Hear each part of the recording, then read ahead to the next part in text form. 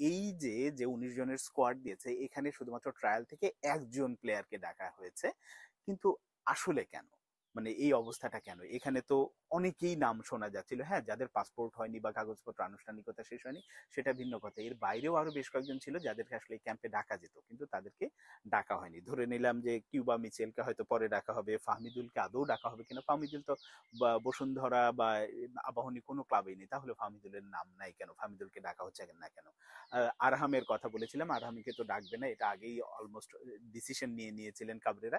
ফলে এই যে প্রবাসী ফুটবলারদের যারা আসতে পারে বা যাদের আমরা চিন্তা করছিলাম যে ভবিষ্যৎ জাতীয় দলে বা 23 দলে খেলে ভবিষ্যৎ জাতীয় দলের জন্য প্রস্তুত হবে, আসলে কাবরেরার মাথায় ওইগুলো নেই। এই কারণে আমি আবারও বলি, এই কাবরেরাকে যদি আসলে সরানো না হয় বাংলাদেশের ফুটবলের, এক হচ্ছে ফুটবল ফেডারেশন তো ঘুমিয়ে থাকে কর্মকর্তারা, কাবরেরা সাহেব সেই সুযোগটাই নিচ্ছেন যে নিজের ইচ্ছে মতো যা খুশি করেন। কাবরেরাকে না সরালে এই দেশের ফুটবলের অন্তত উন্নতি হবে না, এটা আমি বলে দিতে পারি।